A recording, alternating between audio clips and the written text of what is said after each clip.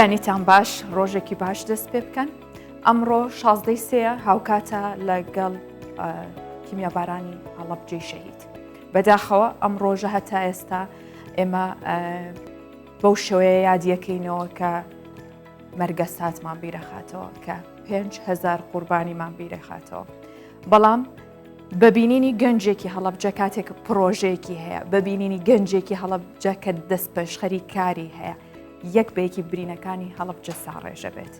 بۆیە ئیدی کاتیەوە هاتووێمە بە ئاوەدانکردنەوەی ئەو شارە، بە دڵدانەوەی تاک بە تاکی ئەو شارە برینەکانی هەڵەبجە ساڕێژ بکەین. بۆیە ئەمڕۆ جیاواز لە ساڵانی پێشوو، جیاواز لە پرسە و مەرگەساتی ئەو ڕۆژانە ئێمە هەوڵە دەین پرۆژە و پێشکەوتنەکانی هەڵەبجەی شەهید نیشان دەین تا یەکەیەکە برینەکانی ساڕێژ ببن. سەرەتا لە دەستپێکی پرۆگرامەکەم هەندێک لە بابەتەکان بەیەوە ئاشنا دەکەم، دواتریش بەرگە و بابەتەکانی زیاتر باس دەکەین. گەنجێکی هەڵەبجە لەسەر ئەرکی خۆی یەکەمین گەلەری لە پارێزگای هەڵەبجە دەکاتەوە کە وێنەی زۆرێک لە کەسایەتیە دیارەکانی ئەو شارەی تێدایە و گەلەریەکەش بە ناوی نووسەر و شاعیر شەهید جەلال عازەبانیەوە ناو دەنێت.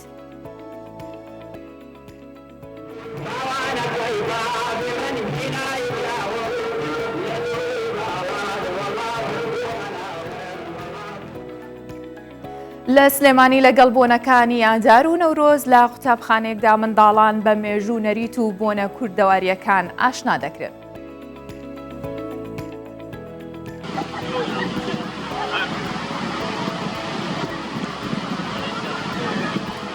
کۆمەڵێک هاوڵاتی هەرێمی کوردستان ڕویان کردوتە یاری پاراگلایدەر یاخود پارەشوت، ڕاهێنەرەیەک دڵنیایی دەداتە هاوڵاتیان کە یاریەکی بێمەترسیە و جەختیش دەکاتەوە دەتوانرێت یاریەکە بۆ ڕاکێشانی گەشتیاری پەرەی پێ بدرێت.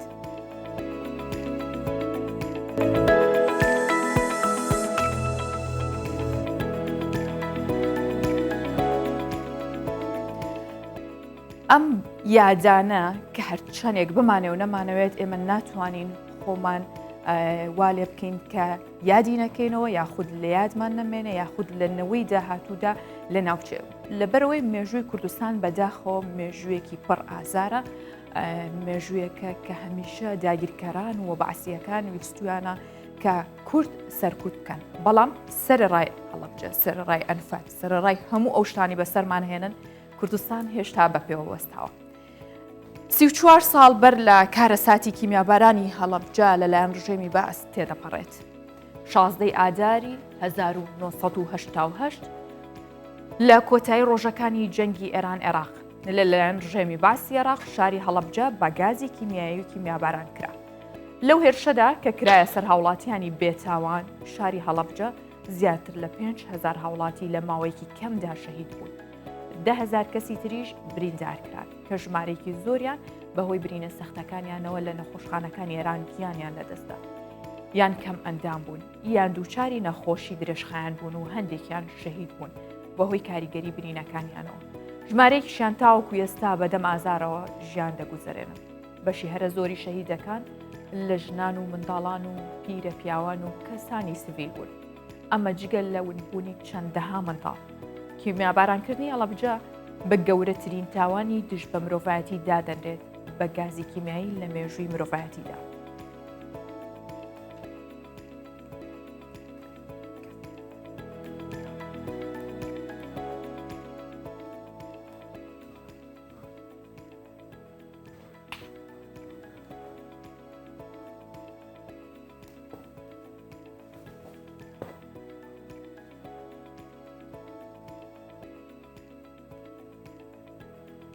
شێرکۆی مەزن بۆ هەڵەبجە دەڵێت چواردەی مانگ بوو لەسەر گۆیژە با قەڵەمەکەمی فراند کە دۆزیمەوە و پێم نووسی پۆل پۆل فڕین وشەکانم. 15 مانگ بوو سیروان قەڵەمەکەمی برد وەختەیە گرتمەوە پێم نووسی بوون بە ماسی شارەکانم.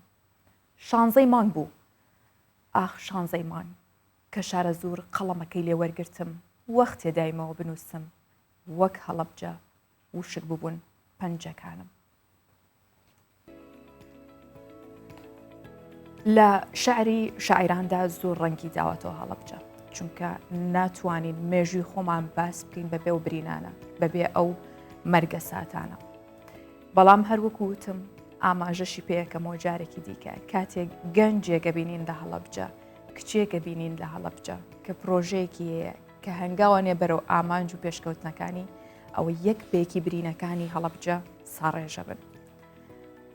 هەروەک چۆن ئێستا گەنجێکی هەڵەبجەیی لەسەر ئەرکی خۆی یەکەمین گەلەری لە پارێزگای هەڵەبجە ئاکاتەوە. گەلەریەکی ئەم گەنجە وێنەی زۆرێک لە کەسایەتیە دیارەکانی و شارێتیە بۆی کە هەمیشە لە هزرماندا و لە هزری ئەو کەسانەدا بمێنێتەوە کە سەردانی هەڵەبجاکەن. گەلەریەکەش بە ناوی نووسەر و شاعیر شەهید جەلال عازەبانیەوە ناوەندێ کە شەهیدێکی کیمیابارانی هەڵەبجەیە بێ گڵکۆ و مەزارە تا ئێستا.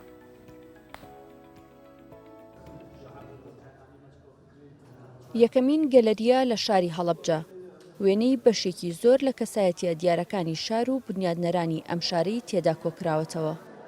گرنگی بە کەسایەتیەکان دراوە لەسەر جەمبوارەکاندا ڕۆژێک خزمەتیان کردبێت.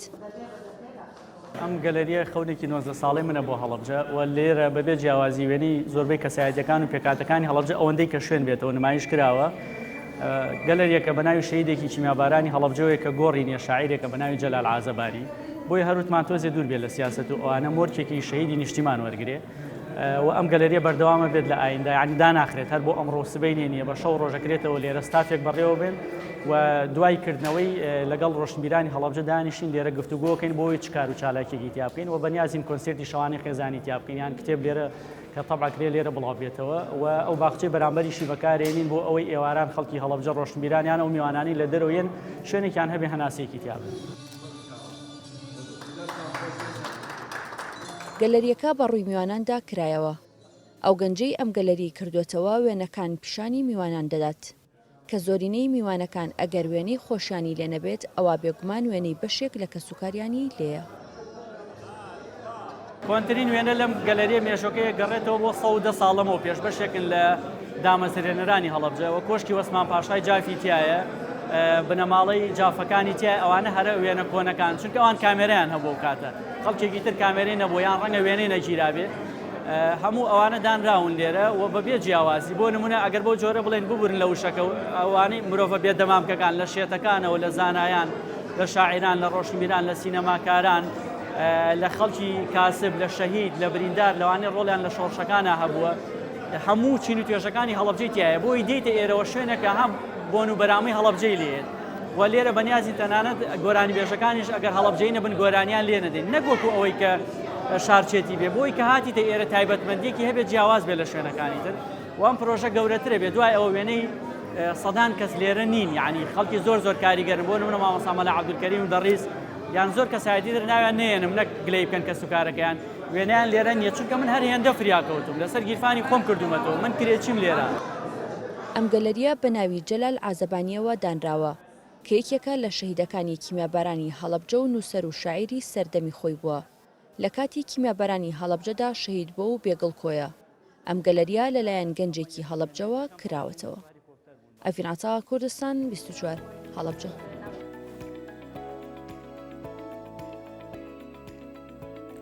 لە ڕێگەی پاکێجەکەی هاوکارمان ئەڤین عەتاوە ئێمەش گوزەرێکمان کرد بە ناو گەلەریەکەدا بە هیوای سەرکەوتن و بەردەوامی بۆ ئەو گەنجە کە لە هەستی بەرپرسیارەتیدا و بتوانێت کە بەشێک لە کەسایەتیەکانی هەڵەبجە بناسێنێت بە هەموو ئەو کەسانی کە سەردانەکەن و بە ئێمەش و دواتری ژەو گەنجە میوانی بەیانی 24 بێت. بەڵام با ئەمڕۆ زیاتر باز لە پێشکەوتنەکانی هەڵەبجە باز لە مێژووی هەڵەبجە بکەین جیا لە برینە سەختەکەی هەڵەبجە. لەوانەیە زۆر بەمان لامان پرسیار بێ ئەبێ ناوی هەڵەبجە لە چیەوە هاتبێت. زۆر بیر و بۆچوون هەیە زۆر ڕای جیاواز هەیە. ئێمە ئێستا هەندێک لەو ڕاجیاوازانە بۆیەوە دەخەینە ڕوو بزانین ناوی هەڵەبجە چۆن هاتووە کە دەستکاری لەسەر ناوی هەڵەبجە کراوە و بیر و ڕای جیاوازیش هەن. هەندێک دەڵێن کابراایەک لەو شوێنەدا لە کۆنەوە بێچوە هەڵۆیەکی گرتووە بەو شێوەیە ناوی لێنراوە هەڵۆ بەچە پاشان بووە بە هەڵەبجە و هەندێکی تر دەڵێن ئەو شوێنە زۆر دڵگیر بووە بەهۆی باخ و بێستان و ئاو و شینایی کە پێیان وتووە عەجەب جا لە زمانی فارسیەوە وەرگیراوە پاشان گۆڕاوە بە هەڵەبجە واتە جێکی سەرسوڕهێنەر و هەندێکی ترەڵێن کابراایەک پێش هەموو کەس هاتووە و ئاوەدانی کردوتەوە و ناوی هەڵۆبەک بووە ئەم کەسە وردە وردە ئەو ناوە بەهۆی گەشتەکردن لە زمانی کوردیدا و کەوتنە ژێر فۆنەتیکی کوردیەوە هەڵۆجا یان هەڵەبجێ لێنراوە هەروەهاڵێن ئەو ناوچەیە باخ و بێستانی هەبووە و درەختی هەڵوژەی زۆر بووە دووبارە بەهۆی گۆڕانکاری لە زمانی کوردیدا بووە بە هەڵەبجە گەڕانەوەیکی دیکە هەیە ویژەڵێ لە ساڵەکانی 1600 تا 1650 هەڵۆخانی ئەردەڵان هەڵەبجەی ئاوەدان کردوتەوە هەر بە ناوی خۆیەوە ناوی ناوە هەڵۆچە پاشان بووە بە هەڵەبجە هەندێکی تری ژەڵێن کاتێک خەڵکی ناوچەی کرماشان لە ڕێگەی بازرگانیەوە ڕۆشتون بەرەو حەلەبی سووریا بینیویانەکەوە ئاو هەوای ئەو ناوچەیە لە هی ناوچەی هەڵەبجاچێت واتە ناوچی هەڵەبجە و حەلەب وەکو یەکوان ئاو هەواکەیان بۆی ئەوان ناویان لێناوە حەلەبجا واتە حەلەبی بچووک بەڵام هەندێک تر پێیان وایە کە هەڵەبجە لە ئەڵەب ئەرسەلانەوە هاتووە کە میرێکی دەوڵەتی سەلجوقیەکان بووە لە کاتی سەردانیدا بۆ کوردستان بە هەڵەبجەدا گوزەری کردو و ناوی لێناوە ئەڵەبجا واتە شوێنی ئەڵەب ئەرسەلان مامۆستا جەمال بابانیش ئەم ڕایی پەسەند کردووە کە لەوە هاتووە ئەمانە کۆمەڵێ بیر و بۆچوونی جیاواز بوون لەسەر ناوی هەڵەبجە بێگومان هەر یەکێکیان مێژوێکیان هەیە و ئەکرێت پشتی پێ ببەسترێ یاخود لێکدانەوەی بۆ بکرێت بۆ ناولێنانی هەڵەبجە بەڵام ئێستا هەڵەبجەیەکی ئارامە پارێزگایە ئەو شارەیە کە ئێستا لە سەرپەی خۆی بە برینەکانیەوە وەستاوە و گەنجان ژنان هەموو ئەندامان هەموو هاوڵاتێکی ئەو شارە لە خەمی هەڵەبجە و پێشخستنی هەڵەبجەدایە وەکو پێم ڕاگەاندن کە ئارام شەمێرانی خاوەنیە و گەلەریەیە ئێستا میوانی بەیانی 24 بە شوەیەکی ڕاستەوخۆ لەگەڵمانە بەیانیت باش کاگارام خۆشحاڵین کە میوانی بەیانی 24 و باسێکی گەلاریەکەتمان بۆ بکار چەنە ئێمە لە ڕێگەی کامێرەی کوردستان 24ەوە گوزەرێکمان پیا کرد بەڵام پێمان خۆشە دەستپێک و پێناسەیەکی گەلەریەکەمان بۆ بکەیت خۆت زۆر سپاس بۆ جەنابتان زۆر سپاس بۆم دەرفەتەی کە بە ئێمە و خەڵکی هەڵەبجەتان بەخشی ئەم گەلەریە بیرۆکەکەی بۆ ساڵانێک لەمەوە پێش ئەگەڕێتەوە بەڵام 2022 کەوتە بواری جێبەجێکردنەوە چونکە کەس هاوکاری نەکردم بەداخەوە لەسەر گیرفانی خۆم کردومەتەوە و هەر شوێنەکەشم بەکرێ گرتووە لێرە هەموو ئەوانی کە لە گەلەریەکەدا ئەیبینن وێنەی کەسایەتیەکانی هەڵەبجەن لە عەشیرەت تیرە خێڵ هۆز بنەماڵە هەموو پێکاتەکانی هەڵەبجە گوندەکانی دەوروبەری جوولەکەکانی ناوی کە تێدا ژیاون و بەشێک لەو میوانانەی کە هاتوون بۆ نمونە مستەر ڕیچ لە ساڵی 1820 کە سەردانی هەڵەبجەی کردو بە شار ناساندوێتی و گوێم لە راپۆرتەکە گرت بابەتێک کە زۆر گرنگە مێژووی هەڵەبجە تا ڕادەیەک لێڵە دروستبوونەکەی چونکە سەرچاوە مێژوویەکان کەمن و سەنەدی مێژوویمان کەمە تەنها ئەوەی ئەڵەب ئەرسەلان نەبێ لەگەڵ ئەوەی کە لە خواری هەڵەبجەوە باخێکە بۆ پیان و تۆ باخی هەشت هەڵوژە ئەڵێن ئەو ناوەش ئیزافە بکەن بۆ راپۆرتەکەتان ئەڵێن لێوە هاتووە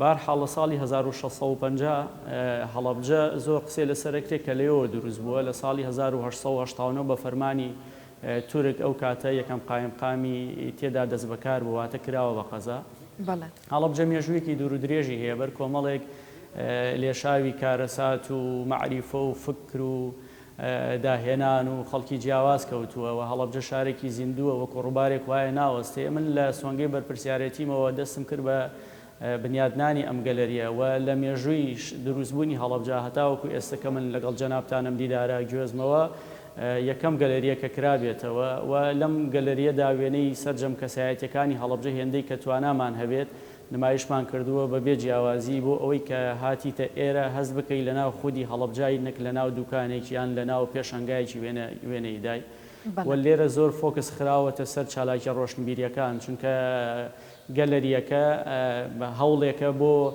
بەرەو پێشچوونی ڕەوتی ڕۆشنبیری لە هەڵەبجە من کارم زۆر کەم لەسەر شەهید و بریندار و کارەسات و تاوانانە کردووە لێرە چونکە بە کتێب قسەم لەسەر ئەوانە کردووە ئێستا 6 کتێبم لێرن کە تەبع بوون دوێنێ گەڕاونەتەوە 2484 لاپەڕەن 6 بەرگن بە ناوی هەڵەبجە ناسی و من پێشتری شەرکارم لەسەر هەڵەبجە کردووە دیوانی چەندین شاعری هەڵەبجەیم کۆ کردووەتەوە تەبعم کردووە لەوانە دیوانی شەید جەلال عازەبانی کۆم کردووەتەوە تەبع کراوە و دیوانی کاکە حەمە خامۆش نەورۆڵی ئێستا لە ئەرشیفەکەمای ئامادەیە بۆ چاپ بە ناوی گۆنای گوڵنار و دیوانێکی دیکەم بە ناوی دیوانی کاکمادی هەورامی کە خەڵکی بەڵخەی گوندی هەورامانە ئەویشم کۆ کردووەتەوە تەبعم کردووە و دیوانێکی دیکەم بە ناوی جاڕەگوڵ کە دیوانی مامە حەمەی گوڵە کە حەمەی عادەیەکێکە لە شاعیرە بەناوبانگەکانی هەڵەبجەوە یەکەم کەسە لە هەڵەبجا کە پیاو بە ڕۆڵی ئافرەتی بینیوە لەسەر تەختەی شانۆ کتێبەکە ئەویشم تەبع کردووە و کتێبێکی دیکەم بە ناوی خامەی بێبەش کە دیوانە شعری شاعری میلی تەوێڵای خۆشەویست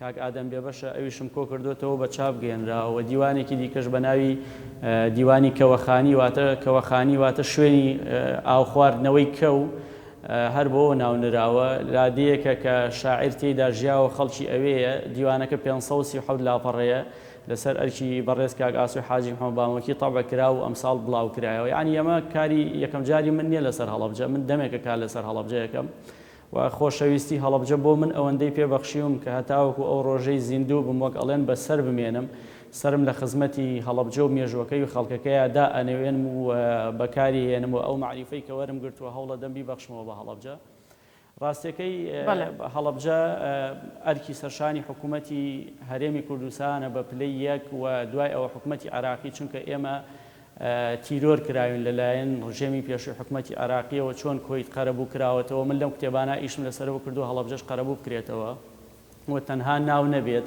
ناوی گەورە و دێوێران نەبێت کە هەڵەبجە کراوە پارێزگا ئێستا کە من قسەم لەگەڵ تۆ کرد هەتا پێش ئەم راپۆرتە کارەوانە بۆ لە گەلەریەکەمە ینی بەرپرسانی هەڵەبجەش تۆزێ میهرەبانتر بن لەگەڵ هەڵەبجە زیاتر دەست و پەنجە نەرم کەن لەگەڵ لایەنە سیاسیەکان بۆ ئەوەی ئەنجومەنی محافەزە بکەوێتە سەر پێ بۆ ئەوەی دام و دەستگاکانی میری لە هەڵەبجە گەشەیەکی تر وەربگرن بۆ ئەوەی ژیانێکی تازە بکەنەوە بەبەر هەڵەبجە پێویستی بە هەموو کەسێک بکاتە سەروەردێ خەڵکێک لە دەرەوەی هەڵەبجە بێت کاگارام ڕاستی من نازانم بڵم چی ئەوەنجە یاخود بڵین ئەوەندە کارت کردووە هەر ئەوەنداڵم خەرمان بەرەکەت جێی دڵخۆشیە وەکوتیشم هەر گەنجێکی هەڵەبجە وەکو تۆ نمونەت زۆر بێ بۆ خۆیان سارەشکەری برینەکانی هەڵەبجا بن کاگارام ئەو گەلەریەی کە تۆ کردوتەتەوە هەندێک وێنەی تیادانراوە و هەموو ئەو بەرهەمانە ئەو هەوڵانێک کە تۆ و گەنجانی تریش ئەیدەن لە ئایندەدا چۆن نەتوانن بەردەوامی بدەن بۆ گەلەریە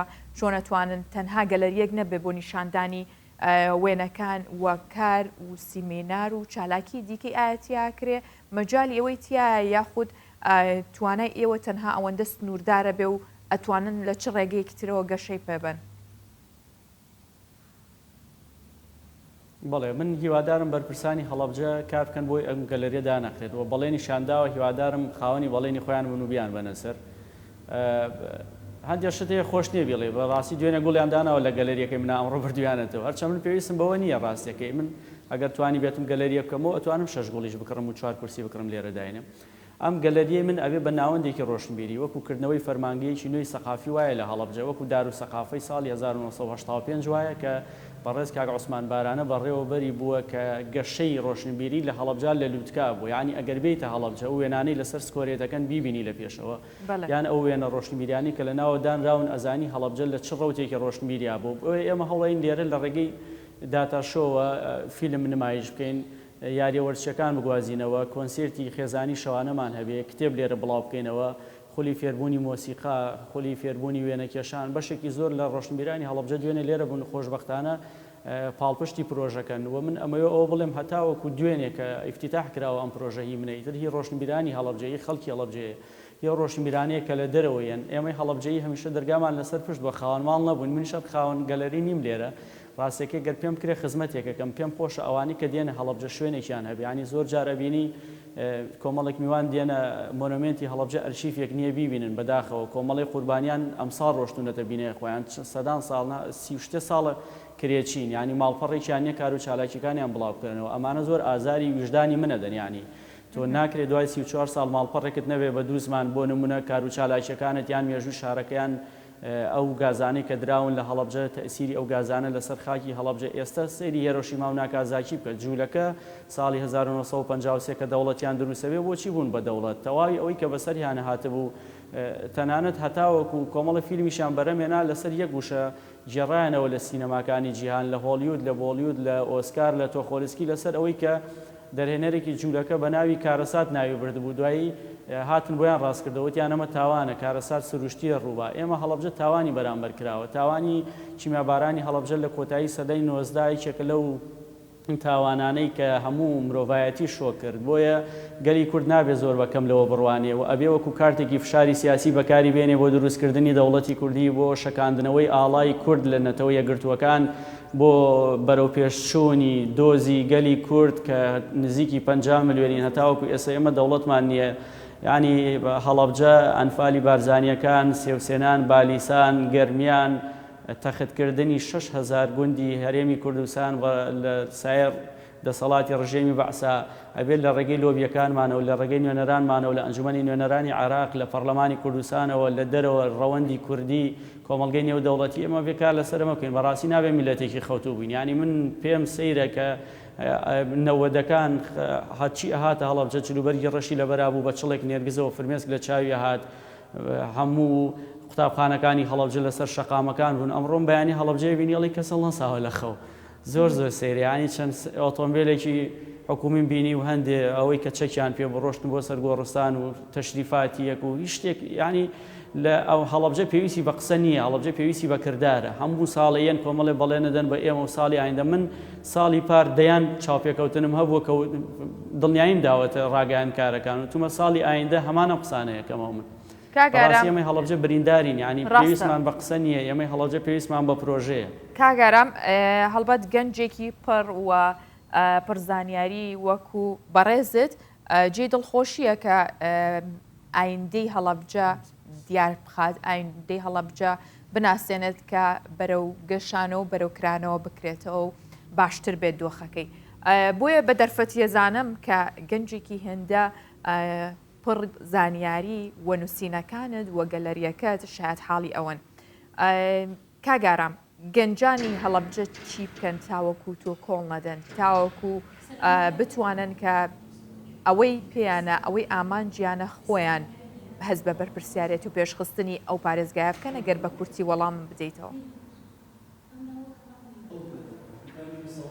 بەسەر چاوەکانە من حەزەکەم یەک شت پێ بڵێم هەر گەنجێکی هەڵەبجەیی سەرچاوەیەکی مرۆیی هەیە و دڵنیا بە لە ئەوە کۆمەڵە وزەی زۆری مرۆیی و نووسین و دایەنان و تێفکرین و ڕۆشنبیری بە تایبەتی لە هەڵەبجە هەیە لە هەموو کایە ڕۆشنبیری و ڕووناکبیریەکان بەڵام ئەم خەڵکانە خەڵکێکی بێدڵسۆزن و خەڵکێکن کە کەس نییە دەستیان بگرێ من نمونەیەکت پێ بڵێم کۆمەڵە کتێبم لێرە دانراون کە 6 کتێبن بەرهەمی ڕەنجی 19 ساڵی منن 503 کەس تایدا بەشدارن کە بە داتا ناوی هەر 503 کەسەکەم نووسیوە لە ساڵی 2023 خەریکم دوێنێ گەشتوەتەوە دەسم لە قوتابخانەکەم سولفەم کردووە سولفە بە پارەی خۆم یعنی مامۆساکان یەکەم کەس سولفەکەیان داوە بە من بۆی بتوانم کتێبەکانی پێتەڕ بکەم دیوانی ئەو شاعرانی هەڵەبجە هەندێکیان لەسەر گیرفانی من چاپ کراون و خەڵک نییە دەستی ئێمە بگرێ ئێستا من ئەم گەلەریم کردوتەوە معقولە تۆ بێتە گەلەریەک 50 کورسی نەبێ بۆ ئەوەی 50 گەنجی هەڵەبجەی دانیشێت یعنی بۆ نمونە مۆتاربۆیەکی بچووک نەبێ بۆی گۆرانێکی حەمەقوتویان و کاگوشیاری حەمەفەرەجیان کاگاریانیان هەرێکی لە هاوڕێ هەڵەبجەیانەی تر لێ بدرێ لێرە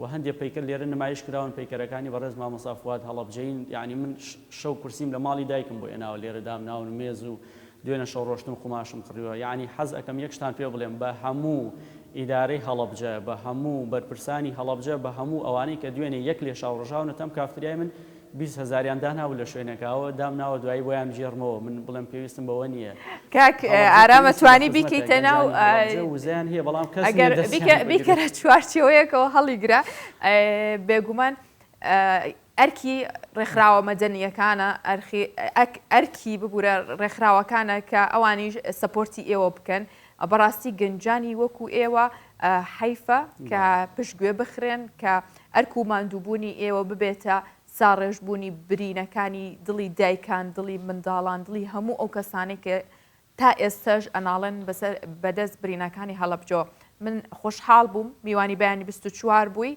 بە هیوای بەردەوامیت وە کۆڵنەدانتان و نمونەی تۆ و هەموو ئەو گەنجانی هەڵەبجەش زیاتر بێت تا بتوانن هەڵەبجە وەک هەمیشە لەسەر پێی خۆی ڕابگرن. زۆر زۆر سپاس خۆشحاڵ بووم حەزەکەم یەک جەر بڵێم لە کۆتایە من زۆرێک لە هاوڕێکان وەڵێن وەکو ڕۆبۆت وای هەست بە ماندوێتی ناکەی ئەوە ساڵانێکی زۆری شەهر بەو نەفەسە بەردەوامم بۆ ئیشەڵاش لە ئایندە شەهر بەردەوام ببین. زۆر زۆر سوپاس بۆ جەنابتان و بۆ دەرفەتەی بە ئێمەتان بەخش. هەرگیز ماندوو نەبی. سپاس.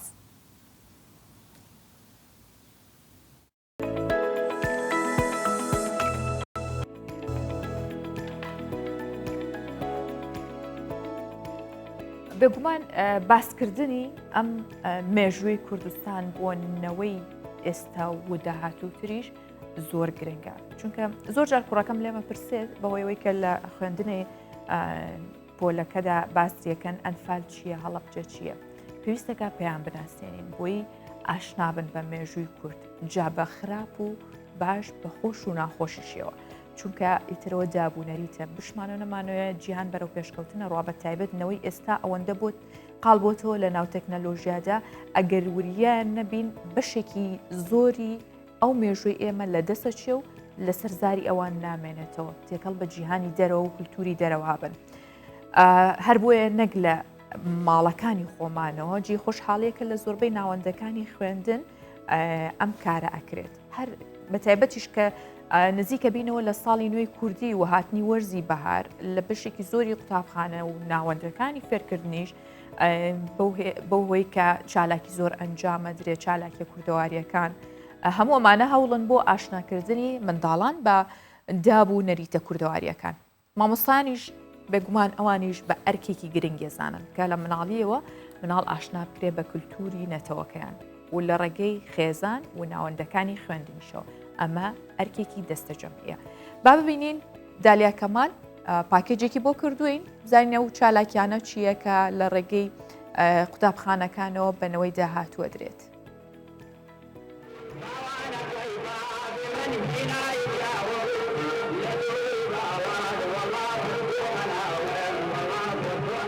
هەرێکە لەم قوتابیانە بە نمایشی جلوبەرگی کوردی گزارشت لە یەکێ لە کەسایەتیە مێژووەکانی کوردەکان.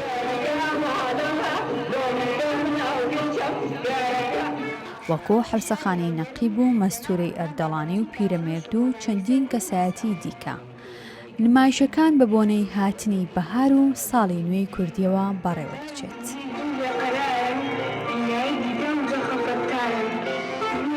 یەکەمین کارمان ئێمە ناساندنی کولتوری خۆمانە، ناساندنی ڕەسەنایەتی کووردە بە مناڵەکان ئاشناکردنیانە و دواتر کولتورەکانی تر و فێربوونی زمانەکانی تر لەم خوێندنگەیە و ئێمە شتوانی ومانە لەم فستیڤاڵەیە کە ئەنجاممان داوە کۆمەڵێک کار و چالاکی هونەریمان ئەنجامە هەمووی کە پەیوەندی بە کولتوری وڵاتەکەمانەوە هەیە، بە ناساندنی وڵاتەکەمانەوە هەیە. لە چالاکیەکانی فستیڤاڵی بەهار جگە لە نمایشکردنی زۆرێک لە کەلوپەل و کەرەستا کوردەواریانەی کە لە کۆندا بەکارهاتوون وەکو بۆراق و جاجم و زۆرێک لەو کەرەستانەی کە بە قامیش دروستکراون هاوکات نمایشی زۆرێک لەو خواردنا کوردەواریانەش کراون.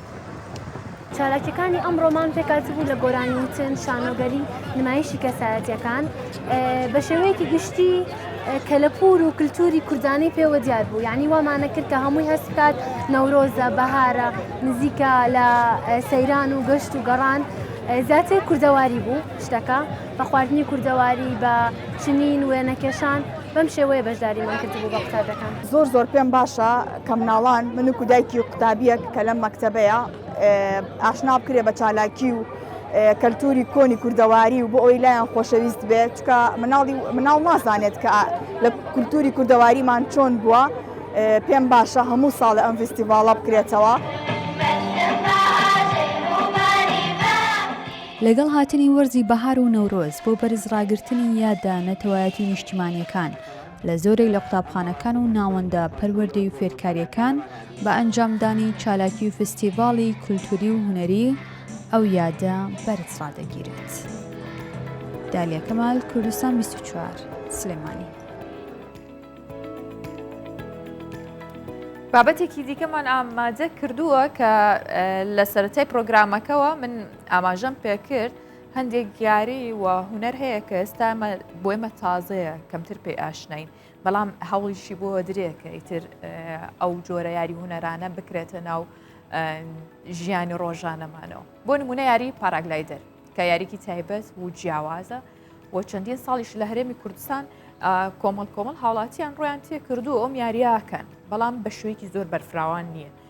بۆ یاریزانێک بە ئەزمموی چەندین ساڵی لەو بڕوایدایە کە تەمەەن ڕێگری ناکات لەم جۆرە یاریانە تەنیا شتێک پێویستە بوێریە بۆیە حەز و ئارەزوی خۆی و هاوڵاتیانی شتێکەڵ بەم یاریاکە ڕاهێنەری یاریەکەش هاوڵاتیان دڵنیا کاتەوە کەم جۆرە یاریە کە فڕینە بۆ ئاسمان بێمەترسیە و ڕێنمایی تایبەتی ژەیە بەو هاوڵاتیانەی کە حەز بەم یاریاکەن.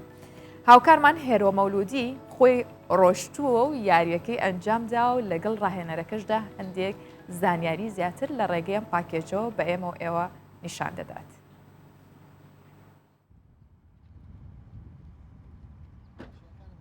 پێنج ساڵە خۆی فێری یاریەکی زۆر جیاواز کردووە. شێروان عەباس تەمەنی 54 ساڵە و بڕیارە یاری پاراگلایدەر ئەنجامدات. سەرجەم پێداویستەکانی ئامادەیە. بە یاوەری ڕاهێنەرەکەی خۆی بەم جۆرە بە تەواوی ئامادە بووە بۆ فرینێک بەسەر ئاسمانی هەولێر. بە ئاماژەی ڕاهێنەر شێروان بەم جۆرە دەچێتە ئاسمان و دوای چەندین خولەک بە سەرکەوتووی جارێکی دیکە دەنیشێتەوە سەر زەوی. شێروان بە پێکەنینەوە دەڵێ خۆتەمەن گرنگ نییە، ئەم یاریە زۆر سەلامەتە و تەنیا نابێ بترسیت. ئەو هەستەی کە پێت دەبەخشێ بەڕاستی وەصف ناکرێ، یعنی هەتا خۆت تێستی نەکەی تامی نەکەی نازانی تۆ کە لەو ئاسمانە بە ئازادێکی ڕەها دەسوڕێیتەوە وەکو مەلێک یعنی بۆ چۆ بتوێ دەڕۆی لە چۆ بتوێ دەنیشیەوە بەڕاستی سەرکێشیە خۆی بەڵام سەرکێشیشی مەترسیدار نییە. ئەجا خەڵکی لە سەربان دەترسێ من سەیری خوارەوە دەکات دەترسێ بەڵامیتی لەو ئاسمانە دەبێت بیوێریەکە تێدا هەبێکەوە سیدەکە ئەم زەلامە بەم داو باریکانەوە ژیانی بەندە ئاسمانە بێریشی ئاوە تێداوێ ڕاستی. بە پێشنیازی ڕاهێنەری یاریەکە بەم جۆرە من ئامادە دەبم بۆ ئەوەی لە ڕووی سەلامەتی و شێوازی یاریەکە تاقیکردنەوەی لەگەڵ ڕاهێنەر لە ئاسمانی هەولێر ئەنجام بدەم. بە ڕەچاوکردنی ڕێڕە و ئاراستەی با چوینە ئاسمان 500 متر لە بەرزاییەوە.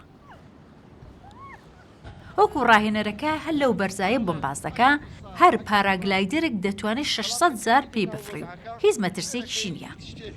بەس خۆشیە هەر خۆش دوایی بینی هیچ ترسێکی تیا ئێستا؟ نای ترسێکی تیا بەڵام بەبێ ئاگاداربی لە بەس خۆ بەستن و ئەوانە ڕەچاو بکرێ حەتمەن وەریە؟ حەتمەن ئەوە دوای هەموو شتەکان پێش هەموو شتەکان ئەبێ بەستانەوە ئەشتانە بکەیت ئەمە دوای ئەوە ئەڵێن خۆشەکە باسی خۆشەکە بکەیت. دوای 20 خولەکێک و ئەنجامدانی چەند جوڵەیەکی جیاواز بەم جۆرە هاتینەوە سەر زەوی. ڕاهێنەر دەڵێ ئەم یاری دەتوانین بۆ بابەتی گەشتیاریش سوودی لێوەرگین. تەمرینی ئەرزی لە ئەرزی فێرە بێت چۆن ئەو باڵە کۆنتترۆلکە دوای دەیبینە گرت لەگرت چەندفرینێکی پێ دەکەین بزانین چەند ئیسیعابە شتەکانی وگرتووە ئینجا دەیبینە شاخ لە شاخی چەند ماوەیەک لەگەڵی دەبین هەتا خۆی دەبێت یاریزانێکی پێرفکت بە دڵنیایەوە سێفتی زۆرە یعنی لە سێفتی لە تۆپانێ دووگۆلی زۆر زیاترە خەڵکی هەولێ لێمان دەپرسن دەدڕێ دەپسێ ئەوانە نە لەوەی نەترسن ئەوانە پشتگوێخن ئێمە خۆمانەوە چەند ساڵە و یاریە ئەەکەین هیچ کێشەشمان نەبوو و بێن تاقیکەنەوە ئەو خۆشەی ئێمە دەیبینن بە ئەوانیش ببینین. یاری پاراگلایدەر یاری وەرزشکی زۆر جیاوازە مرۆڤ دەتوانێت سوودی لێوەربگرێت بۆ فڕین بەناو ئاسمان. هەر یاریزانێک بە ڕەچاوکردنی لایەنەکانی سەلامەتی و هەڵبژاردننی پاراگلایدەری تایبەت کە نابێت کاتەکەی بەسەرچوو بێ ڕووبکاتە فێربوونی یاریەکە.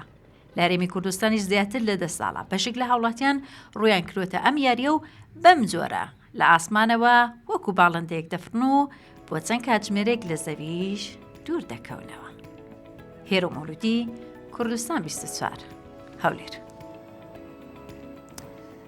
وەک هەمیشە هاوکارمان هێرۆ مەولودی حەزی لە سەرکێشی و مجازەفەیە و دوایش لێ پرسیم بزانم یاریە چ چێژێکی پێبەخشیەوە بێگومان جیالەوەی کە حەزی بۆ سەرکێشی هەیە چاونەترسیشە بۆیە چووە بەڵام ئەوەندە خۆش باسی یاریەکەی کردکەوە کە هەمومان هەوڵ بین تاقی بکەینەوە. ئەمە ئێستا بەڕێز محەممەد عەباسمان لەگەڵا کە ڕاهێنەری پاراگلایدەرە. بەیانیت باش کاک محەممەد ئەم بەیانە لە سلێمانی و ڕاستەوخۆ لەگەڵمانی کاتی یاریەکە نەڕۆشتبی بۆ سلێمانی و پێو نەکرابێ بیتەوە چۆنە لە هەولێرەوە لەگەڵمان نەبووی؟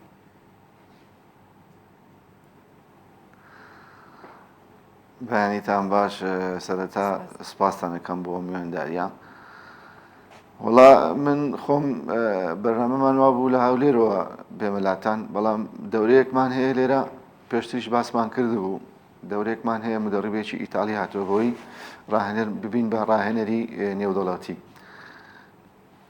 کارێکی باشتان کردووە. پێشنیاریان کرد کە لە سلێمانی بێم بۆتاتان سەرکەوتوو بن. بێگومانم کارانە پێویستی بە بەردەوام برە و پێدانە. کاک محەممەد باستێکی پاراگلایدەرمان بۆ بکە، چەند ساڵە لێرە ئیشی لەسەرەکەن و ئایا کەش و هەوای ئێرە گونجاوە بۆ ئەو یاریە؟ ئایا ئەمە تەنها بۆ چێژ بینینە یاخود ئەتوانرێ وەکو وەرزشیش سیر بکرێت؟ بەڵێ پەراگلایدەر خۆی لە ساڵانێکی زۆرەوە هەیە، بەڵام بۆ کوردستان دەتوانم بڵم لە 2009 هاتووە. پەراگلایدەر بە مانای ئەوە دێت گلایدی هەیە، ینی بەڕێوە ئەڕوات، وەک پەڕەشوتی تر نییە ئامودی بێتە خوارەوە، ئەمە وەک سیارە سوکانی هەیە. بەو سوکانە دەتوانی بۆ بۆ سەلامەتە بچیتە ئەو شوێنە. بۆ بەکارهێنانیشی ئەتوانین دوو ئیسفادەی لێ بکەین. ئیسفادەی یەکەم چێژ بە خۆت کە چێژی لێبینی، چێژێکی زۆر زۆری هەیە، ئەستێکی زۆر زۆر تایبەت و خۆشی هەیە. بۆ فایدەی دووەمیش ئەتوانین بڵێن گەشتیاری بۆ ڕاکێشی. بۆ ڕاکێشانی گەشتیار زۆر زۆر گرینگە پەرەی پێ بدرێ ئەو یاریە. ئێستا من خۆم پێش ئەوەی ئەو یاریە لێرە فێری بم و پێی بزانم، چوومە وڵاتێکی تر بۆ ئەوەی یەک جار تاقی بکەمەوە. اینجا زۆر کەس هەیە لەو حەزەی هەیە و ناشزانێ ئەم یاریە هەیە لە کوردستان و لە عێراقیش. بۆیە ئێمە بەرنامەمان هەیە ئەو یاریە بناسێنین بە خەڵکی خۆمان، بە هاوڵاتی خۆمان و زیاتریش بە هاوڵاتیانی جنوب بۆ ئەوەی بیان کێشین، ڕاکێشان بکەین بۆ گەشتیاری زیادکردن. ڕاستە. کاک محەممەد، ئەم یاریە لەگەڵەوەی کە بارێکی سەرکێشی و چێژبەخشیش ناوە برێت، مەترسیەکانی چییە و مەرجەکانی چییە بۆی کە ئەو کەسەی حەزی پێیەکە خودەوێت تاقی بکاتەوە هیچ ترسێکی لەسەر نەمێنێ؟ مەرجی هەیە بۆی کە ترسی نەبێت؟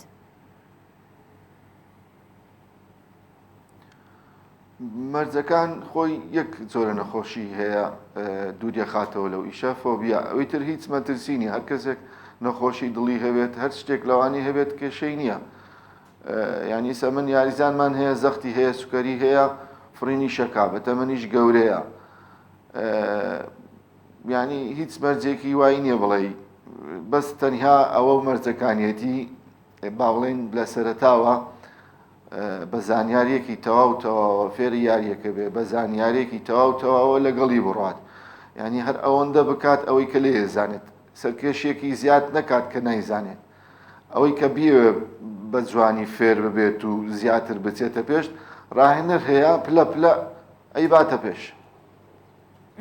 باشە، ئێوە وەکو ڕاهێنەر کاتێک کە کەسێک دەیەوێت بەشداری بکات و ئەو سەرکێشیە تاقی بکاتەوە، حەزی پێیەتی بەردەوام لەگەڵ یابن یاخود تەنها ڕێنمایەکانی پێدەن و خۆی ئەتوانێت تێستی بکە؟ نەخێر، ئێمە سەرەتا چەند تیۆریەک هەیە، چەند زانیاریەک هەیە پێدەین و خاستن ئەم لەم دەورەیە زۆر شتی تریش فێر بووین کە یاریزان تازە بێت شتی باشتری فێرکەین. ئەمە سەرەتا پێڵێن شتەکانی پێ ئەناسێنین. ئەمە باڵە ناوی چییە، ئەمەی کە دانیشی ناوی چییە، چۆنیەتی کردنەوەی یەدەک، ئانەی هەموو پێڵین. دوای ئەوە ڕاهێنەری لەسەر زەوی پێەکەین، تەختایی فێریەکەین تا بتوانێت ئەو بۆ نمونە ئەمە ئەو پەراگلایدەرە پێڵێن باڵ، تا ئەو باڵە جوان کۆنتترۆل بکات، جوان ڕێکی خا، بە جوانی فێری بێت بیناسێت، ئەجا ئەیبین بۆ گردێک. لە گردەکەش چەند جارێک فڕینی پێەکەین بۆی بزانین ئەو یاریزانە تازەیە چۆن شتەکان فێر بووە، بە جوانی فێر بووە، بە جوانی وەریگرتووە.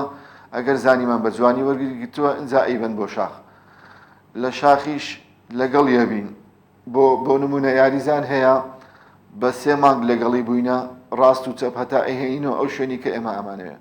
یاریزان هەوە بووە بە مانگ لەگەڵی بووینەوە، یاریزان هەبووە بەدەماک لەگەڵی بووینە هەتا خۆی بتوانێت بە زمانی یاریەکە تێکۆف و لاندین بکە ینی فرین و نیشتنەوەی سەلامت بکە ئینجا ئێمە ئەڵێن کاکە تو ئەتوانی بەتەنیا خۆت بفڕی.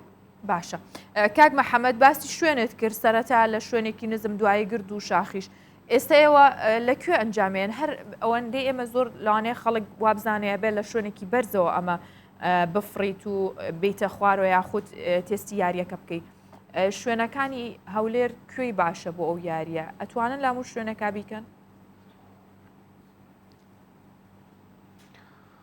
بەڵێ خۆی ئەم یاریە لە بیدایەتی لەسەر شاخ کرا دوای ئەوە پەرەی پێدرا کرا بە پەرەمانتۆر ئێستا ئەمە لە هەولێر پەرەمانتۆریشمان هەیە دوای ئەوە وینزیشیان دروست کرد ئێستا خاتو هێرۆمان بە وینز فراند لە تەختایی بەس پێویستمان بە ڕێگایەک هەیە کە لەسەری بڕۆین لە تەختایش ئێستا وەکو ناو شاری هەولێر بۆ نمونە هەشتی حەسارۆک چۆلە چەند شوێنێک هەیە چۆلە لەو شوێنانە ئەتوانین ئیسفادەی لێ بکەین یا گەشتیاری لێ بفرێنین و بە ئاسانیش بینە شوێنی خۆمان زۆریش چێژێکی تایبەتی خۆی هەیە. باشە ناوەندێکی دیاریکراوتان هەیە کە بۆ نمونە گەشتیار بێت بتوانێت یەکسەر لە ماوەیەکی دیاریکراوە ئەو یاریە بکات یاخود خەڵکانێکی دیکە کە حەزیان پێ بێت لەوێ خۆیان فێریەوە بکەن و دواتر چۆن تاقی بکەنەوە ببنە خاوەنی ئەو پەڕەشوتە و کاتی تر ممارەسەی بکەن؟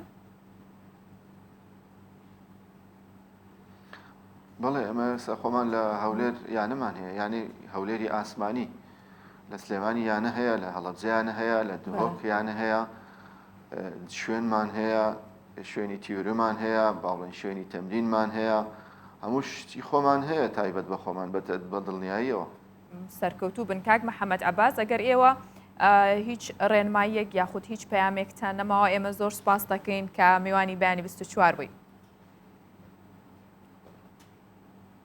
زۆر سپاس بۆ ئێوە وەڵام من ڕێنماییم بۆ هاوڵاتیان ئەوەیە بێن ئەو خۆشەی کە ئێمە ئەیبینین هەروەکو پێشتریش ئاماژەم پێکرد ئەو خۆشی ئێمە ئەیبینین هەر بەلایانی کەمەوە بابێن جارێک تەجروبەیکەن با بزانین ئەو ئیشەی ئێمە ئەیکەن ئایا سەرکێشیە یان خۆشیە. سەرکەوتوو بن و بەردەوام بن. دووبارەش سپاستانەکەم بۆ میوانداریتان زۆر سپاس.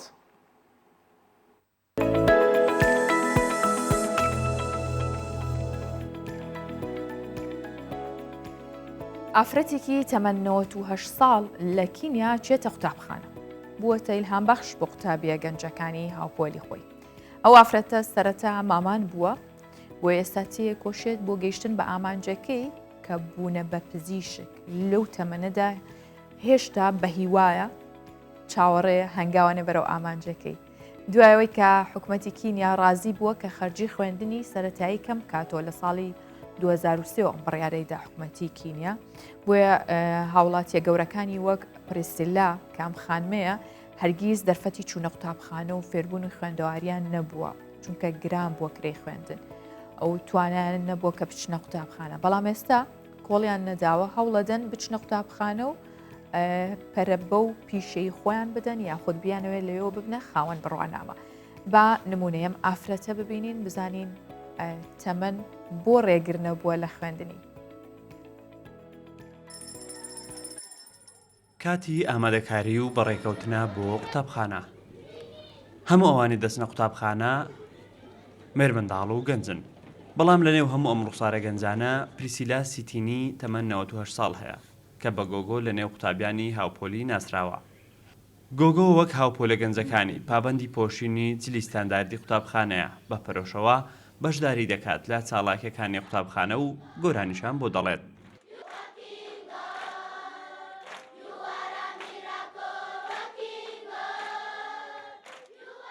ئەو ئێستا لە پۆلی شەشەمە و بە وتەی مامۆستاکانی بە توانایە بۆ فێربوون.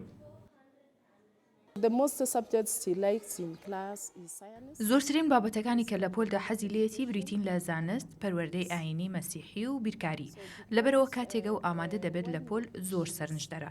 ئەو زۆر بە پەرۆشە و سەرنج دەدات. هەروەها دەستنووسێکی باشی هەیە. دەستنووسەکەی باشترینە لە پۆلدا. اینجا گۆگۆ قوتابیەکان هەن دەدات و بۆتە ڕێنیشاندەریان. So Coco motivated the pupils because of this. This is nice. گۆگۆ لە 98مین ساڵی تەمەنیدا بووە ئیلهام بەخش بۆ کۆمەڵگەکەی و هانی ئەو کەسانە دەدات کە دەرفەتیان نەبووە بخوێنن. پرسیلا هەروەها لە فیلمێکدا ڕۆڵی بینیەوە دەربارەی گەشتە پەروەردەی یەکەی بە ناونیشانی گۆگۆ.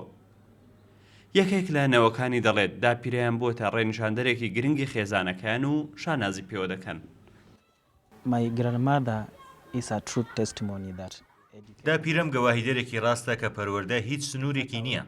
بەو شێوەیە کە منی زیاتر پەروەردە کردووە و من زۆر دڵخۆشم بووی. ئەو بەڕاستی ئایکۆنێکە، ئایکۆنێکی هاندەر و مۆدێلی ڕۆڵجێر. پرسیلا هەموو بوارەکانی قوتابخانەی سەرەتایی و تەنانەت پۆلەکانی پەروەردەی جەستەیی بڕیوە. ئەو دەڵێت بەنیاز نییە بە زووی وازە فێربوون بهێنێت و دەیەوێت ببێتە نمونە بۆ کچانی تر بە تایبەتی کچانی گەنج.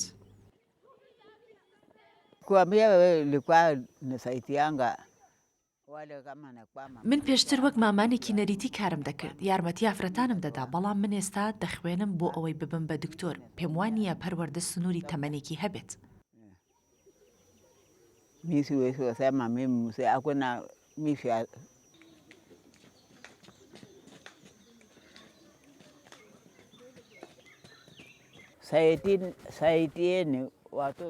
تکایە یارمەتی کچان بدەن بۆ ئەوەی بخوێنن. هەموو منداڵەکان دەبێت بەبێت جیاوازی پەروەردە وەربگرن. من حەز دەکەم بڕۆم بۆ قوتابخانە وەک ئەوە وایە کە بەهێزترم بکات. من منداڵەکانم هان دەدەم بۆ خوێندن.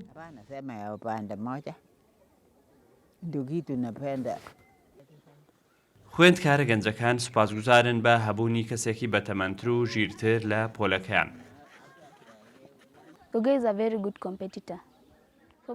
گۆگۆ پێشبڕکێکارێکی زۆر باشە بۆ من هەمیشە لە پۆلی خۆم یەکەمم، بەڵام کاتێک تاقیکردنەوەی زۆناڵمان کرد ئەو منی تێپەڕ کرد و بوو بە لووتکەی پۆلەکە. ئەو کاتە زانیم کە دەبێت بە قورسی بخوێنم بۆ ئەوەی گۆگۆ ئیدی نەتوانێت نمرەی لە من زیاتر بهێنێت. گۆگۆ ئێستا نمونەیەکی درەوشاوەی ئافرەتانی کۆڵنەدەر و فێرخوازە. ئافرەتێک کە سەلماندی هیچ کات درەنگ نییە بۆ فێربوون و گەیشتن بە ئامانج و سوود وەرگرتن لە پەروەردە. ئەو ئێستا بۆ ئامانجێک تێدەکۆشێت کە بوونە بە پزیشک و ئەگەر تەمەن ڕێگەی بدات سوورە لەسەر گەیشتن بە و ئامانجەی. چەند جوانە کە هەستی مرۆڤ بوو نەبینین. جا ئەوەندە ئەو ژنم لا جوان بوو کە لەوانەیە گەر سەیری ڕوخساری بکەین وەکو هیچ کچێکی ئێستا نەبێت شێوە و مەیکاپ و تەجمیلاتی نا، بەڵام هەستی ئەوەندە جوانە، ئەوەندە مرۆڤبوونی تایە کە یەکسرە چێتە دڵەوە، یەکسرە بێت بە وزەیەکی باش بۆت، یەکسرە بێت بەوەی کە لەو تەمەنەوە هەوڵەدا تۆش تەشجیع بیت. لە کوردستانیش هاوشێوەی ئەو کەسە کۆڵنەدەرانە زۆرە. جا با باسێکی کوردستان بکەینەوە بە تایبەت کە بەرەو بەهارە چین کە بەرەو وەرزی نوێبوونەوە ڕۆینی تر چالاکیە هونەریەکان میوزیکەکان زۆر زیاترە بێ. بۆیە لە شاری هەولێریش ئێوارە میوزیک و بەستە و مەقام و حەیران لەلایەن تیپی میلی قەڵاب بەڕێوە چوو.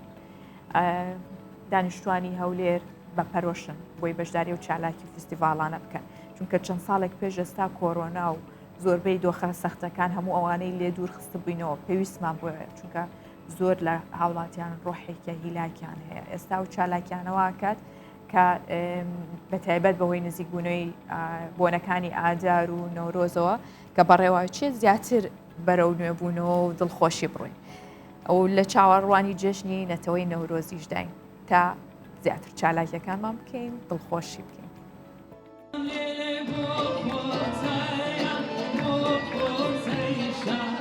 پەرۆشی خەڵکی هەولێرە لە چاوەڕوانی هاتنی جێژنی نەتەوەیی نەورۆز. ڕۆژانە بەشداری ئەو چالاکی و فێستیڤالانە دەکەن کە بە بۆنەیادار و نەورۆزەوە بەڕێوە دەچێت.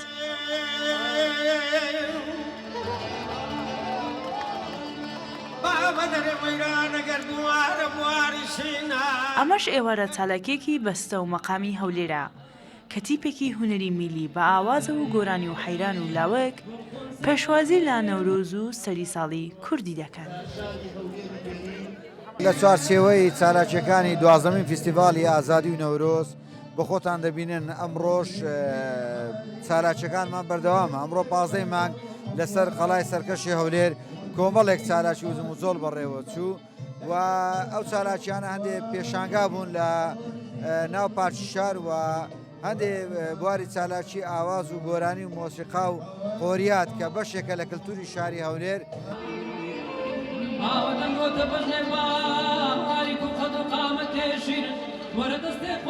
بەهۆی بڵاوبوونەوەی ڤایرۆسی کۆڕۆنا لە ماوەی 2 ساڵی ڕابردوودا چالاکیەکانی تایبەت بە بۆنەکانی ئادار و نەورۆز وەستا بوو بۆیە هاوڵاتیان ئەمساڵ با پەرۆش و دڵخۆشیەوە بە پۆشینی جلوبەرگی کوردی بەشداری چالاکیەکان دەکەن و چاوەڕێی هاتنی نەورۆزن. بەردەوام بەشداری دەکەم لەو ئاهەنگانە بە تایبەتی ئەو فۆلکلۆرانە بە تایبەتی ئەوڕۆ لاوکۆ حەیرانە بەڕاستی کە تەماشامان کردێ خەڵک زۆر دڵخۆش بوو ئاشنا بوو بەهۆی نەخۆشی کۆڕۆنا 2 سارە دابڕابووین لەو بۆنانە بەڵام سوپاس بۆ خوا وا پەیتا نەخۆشی کۆڕۆنا نامینێ ئەو سار ئینشاڵڵا نەورۆزەشی خۆش دەبی یعنی زۆر دڵخۆشم ئەمن دائیمەن جلی کوردیم لەبەرە هەر یعنی شەوێش پێوە دەنوم نەک هەر ئەو ڕۆکە من دائیمەن نەک لە فیستیڤالەکان دائیمەن لەگەت جلی کوردیمە دائیمەن گەنجەکان هیوادارم دائیمەن جلی کوردی لەبەر بکەن و بەرەو پێشیش بڕۆن یعنی شتێکی ڕەمزەکی کوردیە ڕەمزەکی کوردەواریە زۆر جوانە و هەر نەک فیستیڤالم دائیمەن لەبەر دەکەم لە بۆ نەورۆزەکان لە بۆ باهارەکان و ساڵانە بەهۆی پشوەکانی ئادار و نۆرۆز و بۆ نەنەتەوەی و نیشتیمانیەکان چەندین ڤێستیڤاڵ و چالاکی جیاواز بەڕێوەدەچن ڤێستیڤاڵی هونەری و کەلتوری و ڕۆشنبیری لە هەولێر تا 20 مانگا بەردەوام دەبێت و ڕۆژانە هاوڵاتی و گەشتیاران سەردانی پێشانگا و چالاکیەکانی ڤێستیڤاڵەکە دەکەن. شەیمە باییس کوردستان 24 هەولێر. زامەکانمان لەبیر ناکەین مێژووە خوێنەوەیەکی کورد لەبیر ناکەین هەموو سەختیانەی بەسەر مێژوو ڕابردوومان هاتووە لەبیری ناکەین بەڵام وەک هەمیشە وتراوە هەر ئازارە نەمکوژێ بەهێزتر مەکات بۆیە تکایە ژیانکردن بەردەوام بکەن بە جوانیەوە ژیان بکەن چونکە ژیانکردن عادەتە بەڵام جوان ژیانکردن هەمیشە فەزیلەتە ڕۆژێکی خۆش ماڵاوە